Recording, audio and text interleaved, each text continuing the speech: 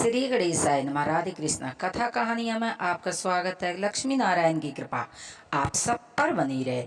आइए जानते हैं कि यदि आप आर्थिक तंगी से गुजर रहे हैं, आप बहुत परेशान हैं, आप धन मन तन से यदि आप परेशान हैं, तो आप बृहस्पतिवार का व्रत कर और अपनी सभी मनोकामनाएं पूरी कर सकते हैं। हल्दी के कुछ छोटे छोटे उपाय कर आप अपने जीवन को बदल सकते हैं। ये बृहस्पतिवार के दिन यदि आपके गुरुदेव कमजोर हैं, तो बृहस्पति के दिन आप हल्दी डालकर पानी स्नान करेंगे।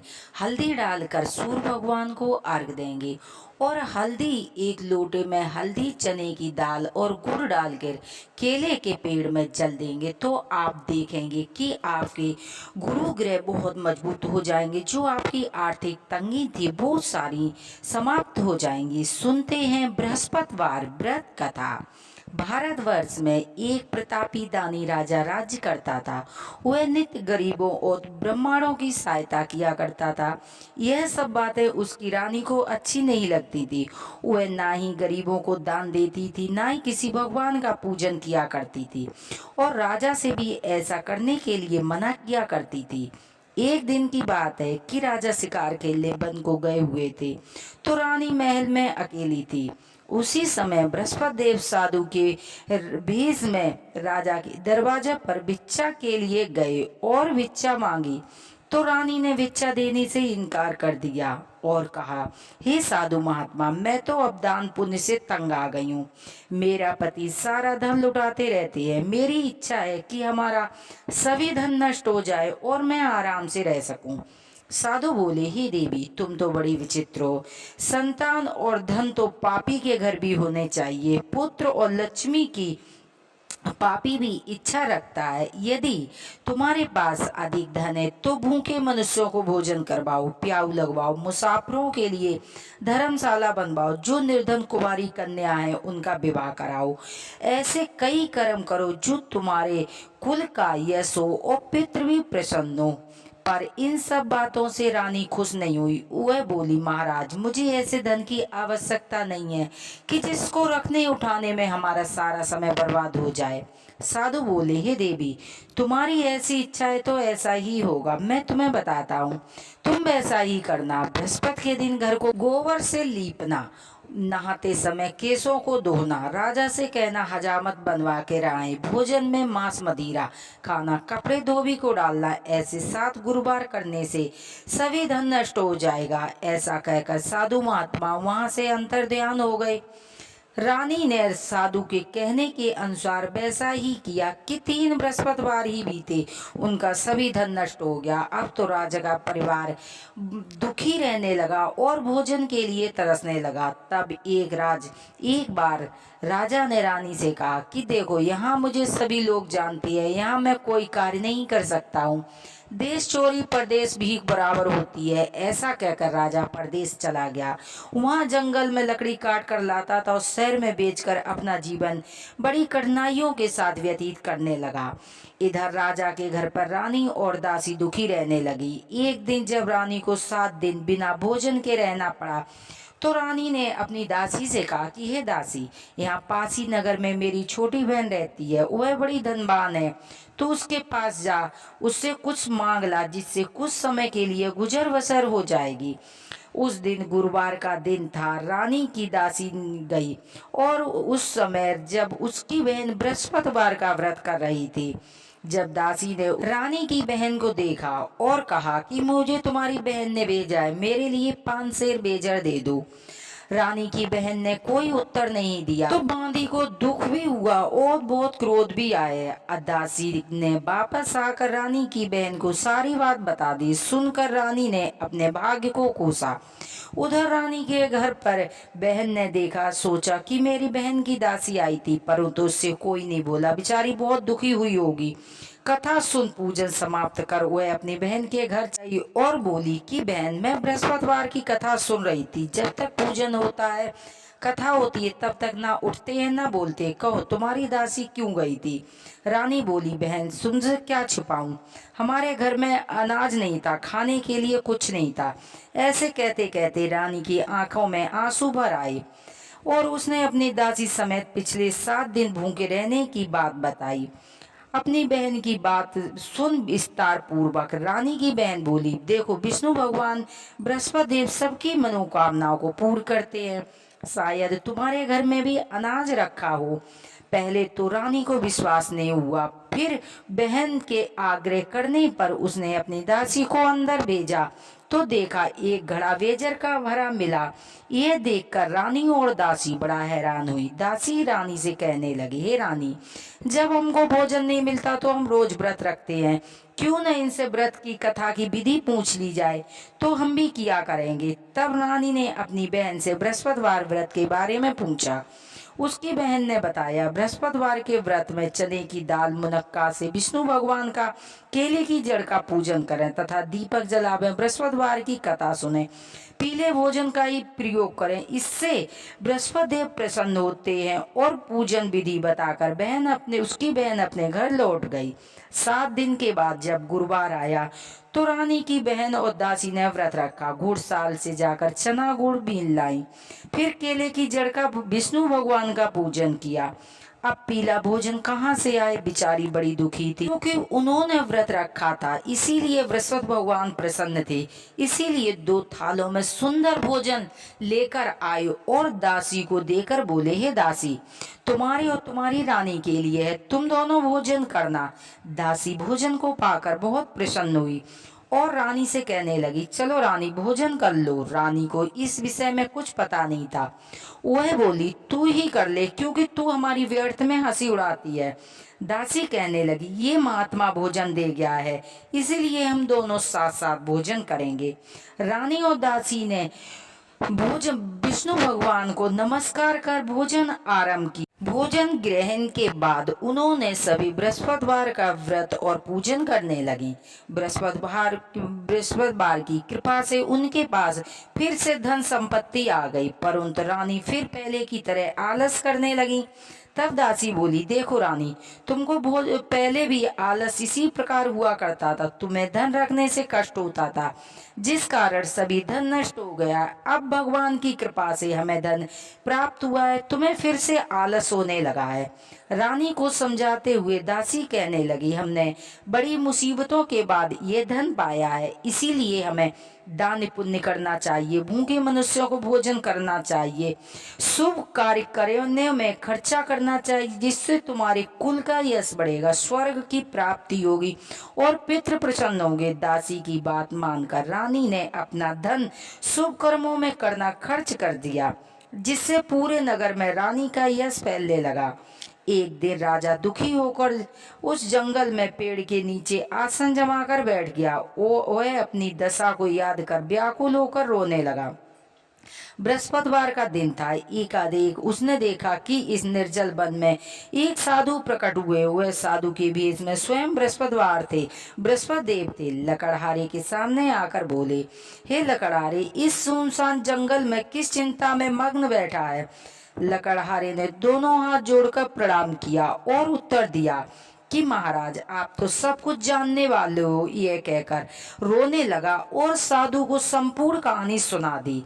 महात्मा जी दयालु होते हैं। महात्मा ने कहा कि तुम्हारी स्त्री ने बृहस्पति देव का अपराध किया था, जिस कारण तुम्हारे लिए ये दुख प्राप्त हुआ है। अब तुम किसी बात की चिंता मत करो, तुम मेरे कहने पर चलो, तुम्हारे सभी दुख दूर हो जाएंगे और भगवान तुम्हें पहले से अधिक धन देगा। तुम बृहस्पति के दिन कथा किया करो। 2 पैसे चने मुनक्का लाकर विष्णु भगवान का प्रसाद जो शुद्ध लोटे में डालकर शक्कर मिलाकर अमृत तैयार करो। बृहस्पतिवार की कथा को प्रश्न अपने पूरे परिवार के साथ और प्रेमियों के साथ कथा सुनो और प्रसाद बांटना चाहिए। प्रसाद बांटकर स्वयं भी ग्रहण किया करो, जिससे तुम्हारी सभी मनोकामनाएं पूरी होंगी। साधु के ऐसे वचन सुनकर लकड़हार बोला, हे प्रभु, मुझे लकड़ी बेचकर इतना पैसा नहीं मिलता है जिससे मैं भोजन के उपरांत कुछ बचा सकूं। मैंने रात्रि में अपनी रानी को व्याकुल देखा है, मेरे पास कुछ नहीं है जिससे मैं उसकी खबर मंगा सकूं। साधु ने कहा, हे लकड़हारे, तुम किसी बात की चिंता मत करो। बृहस्पति के दिन तुम रोजाना शहर में लकड़ियां लेकर जाओ, रोज से दुगना धन प्राप्त होगा, जिससे तुम भली बात भोजन भी कर लोगे तथा बृहस्पति देव की पूजा का सामान भी आ जाएगा। इतना कहकर साधु महात्मा वहां से अंतर्ध्यान हो गए। धीरे धीरे समय व्यतीत होने लगा। फिर बृहस्पतिवार का दिन आया। लकड़हारा जंगल से लकड़ी काटकर शहर में बेचने गया। उसे उस दिन से दुगना धन प्राप्त हुआ। राजा ने चना गुड़ आदि लाकर गुरु भगवान का पूजन किया। उसी दिन से उसके सभी कलेश दूर हो गए। लेकिन जब दोबारा गुरुवार आया तो वह व्रत रखना भूल गया, जिस कारण बृहस्पति भगवान नाराज हो गए। उस दिन नगर के राजा ने विशाल यज्ञ का आयोजन किया था। शहर में घोषणा करवा दी कि कोई भी मनुष्य अपने घर भोजन न बनावे, समस्त जनता हमारे यहाँ भोजन करने आए। जो इस आज्ञा को न मानेगा उसे फांसी की सजा दी जाएगी। इस तरह की घोषणा संपूर्ण नगर में करवा दी। राजा की आज्ञा के अनुसार शहर के सभी लोग भोजन करने आए, लेकिन लकड़हारा कुछ देर से पहुंचा। इसीलिए राजा अपने साथ लिवा ले गए कि राजा भोजन करा ही रहे थे कि रानी की दृष्टि उस खुट्टी पर पड़ी जिस पर उस पर सोने का हार लटका हुआ था। उसे नहीं दिखाई दिया।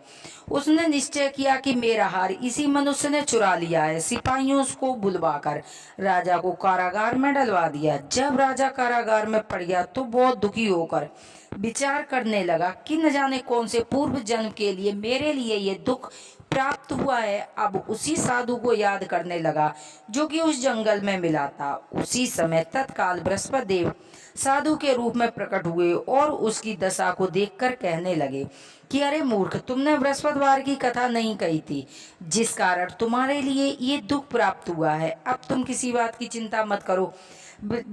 कारागार के दरवाजे पर 4 पैसे मिलेंगे, जिससे तुम बृहस्पति देव की पूजा करना, तेरे सभी कष्ट दूर हो जाएंगे। बृहस्पति के दिन उसे 4 पैसे मिले। लकड़हारे ने कथा कही। उसी रात्रि में बृहस्पति देव ने उस नगर के राजा के स्वप्न में कहा, हे राजा, तुमने जिस आदमी को कारागार में डलवा दिया, बंद कर दिया है, वह निर्दोष है, वह राजा है, उसे छोड़ देना। रानी का हार उसी खुंटी पर लटका हुआ। अगर तुमने ऐसा नहीं किया तो तेरे राज्य और पुत्र को नष्ट कर दूंगा। इस तरह रात्रि को स्वप्न देखकर राजा प्रातःकाल उठा और कुंटी पर हार देखकर लकड़हारे को बुलवाकर क्षमा मांगी और सुंदर आभूषण वस्त्र देकर विदा किया। बृहस्पति देव की आज्ञा के अनुसार राजा अपने नगर को चल दिया। जब राजा नगर के निकट पहुंचा तो उसे बड़ा आश्चर्य हुआ। नगर में पहले से अधिक बाग, तालाब, कुआं, बहुत सी धर्मशाला, मंदिर आदि बन गए हैं। राजा ने पूछा कि ये सब किसका है, तो नगर के सभी लोग कहने लगे ये रानी और बांदी का है। तो राजा को आश्चर्य भी हुआ और गुस्सा भी आया। जब रानी ने यह खबर सुनी कि राजा आ रहे हैं तो बांदी से कहने लगी कि देखो, राजा हमको कितनी बुरी हालत में छोड़ गए थे।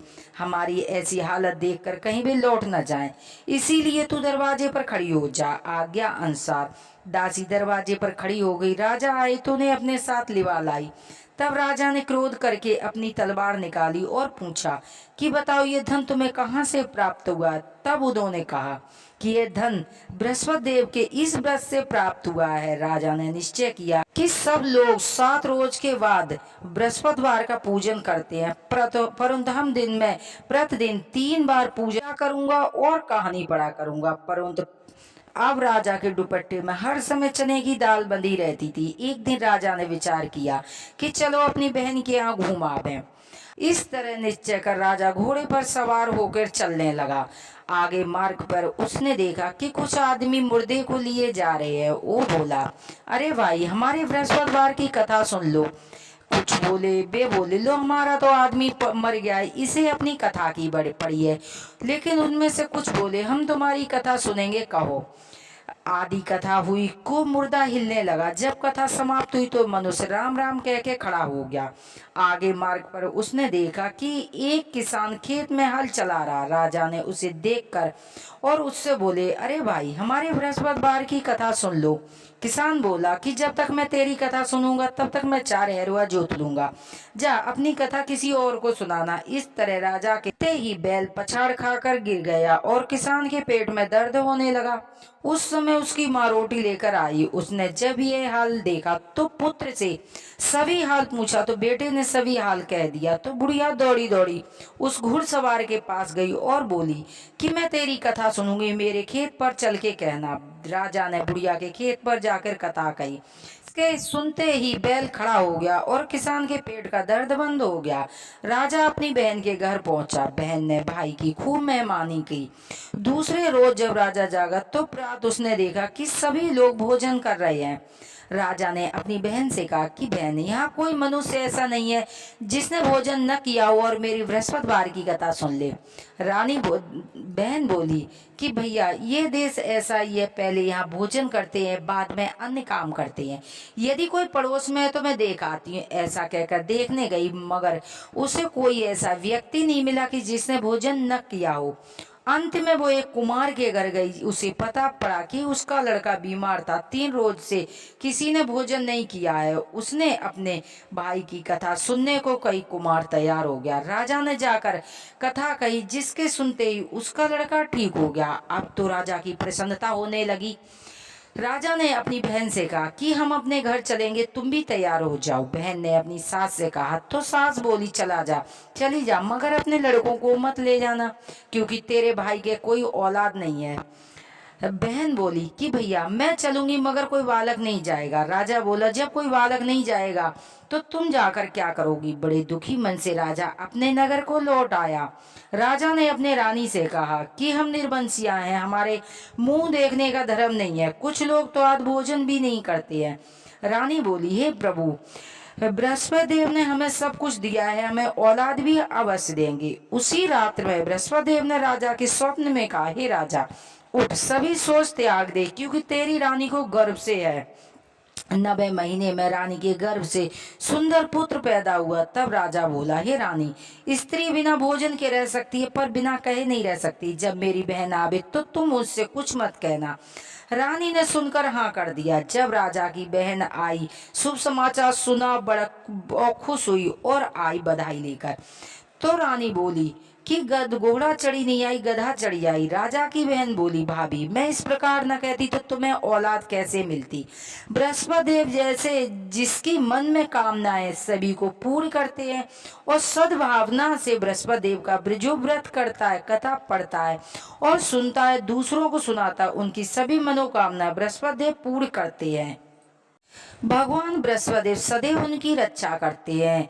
संसार में जब मनुष्य सद्भावना से भगवान का पूजन व्रत सच्चे हृदय से करते हैं, उनकी सभी मनोकामनाएं पूरी होती है। जैसी सच्ची भावना से राजा और रानी ने उनकी कथा का गुणगान किया था, उनकी सभी मनोकामनाएं बृहस्पति देव ने पूरी की थी। इसीलिए पूरी कथा सुनने के बाद प्रसाद लेकर जाना चाहिए और मनन में, हृदय में मनन करते हुए जय जयकार बोलना चाहिए। जय बोलो विष्णु भगवान की जय। सुनते हैं आरती। आरती के बिना कथा अधूरी मानी जाती है। ओम जय बृहस्पति देवा, स्वामी जय बृहस्पति देवा। चीनी चीनी भोग लगाऊं, पल पल भोग लगाऊं, कदली फल मेवा। ओम जय बृहस्पति देवा, तुम पूर्ण परमात्मा, तुम अंतर्यामी, जगत पिता जगदीश्वर, तुम सबके स्वामी। ओम जय बृहस्पति देवा, चरणामृत निज निर्मले, सब पातक हरिता, सकल मनोरथ दायक, कृपा करो भरिता। ओम जय बृहस्पति देवा, जय बृहस्पति देवा, स्वामी जय बृहस्पति देवा। तन मन धन अर्पण करे, जो जन शरण पड़े, प्रभु प्रकट तब हो करे, आकर द्वार खड़े। ओम जय बृहस्पति देवा, जय बृहस्पति देवा, स्वामी जय बृहस्पति देवा। दीन दयाल दया दे, भक्त निहितकारी, पाप दोष सब हरिता, बहु वंदन हारी। ओम जय बृहस्पति देवा, जय बृहस्पति देवा, स्वामी जय बृहस्पति देवा। सकल मनोरथ दायक, सब संचय हारो, विषय विकार मिटाओ, संतन सुखियारी। की।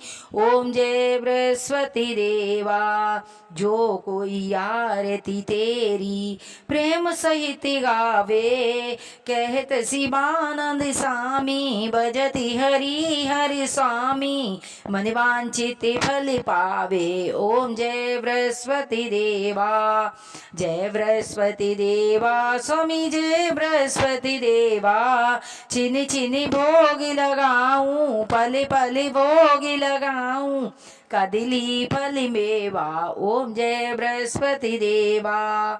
जय बोलो विष्णु भगवान की जय, लक्ष्मीपति विष्णु भगवान की जय, बृहस्पति भगवान की जय। जैसे राजा और रानी की सभी मनोकामनाएं विष्णु भगवान ने पूरी की थी, इसीलिए कहते हैं कि कथा सुनने वाले और कथा पढ़ने वाले पर लक्ष्मी नारायण यानी कि विष्णु भगवान की कृपा प्राप्त होती है। हर हर महादेव की जय, बोलो मैया पार्वती की जय। यदि हमारी कथा कहानियाँ आपको पसंद आती हैं तो प्लीज़ चैनल को सब्सक्राइब करें, वीडियो को लाइक करें। हर हर महादेव की जय, बोलो मैया पार्वती की जय।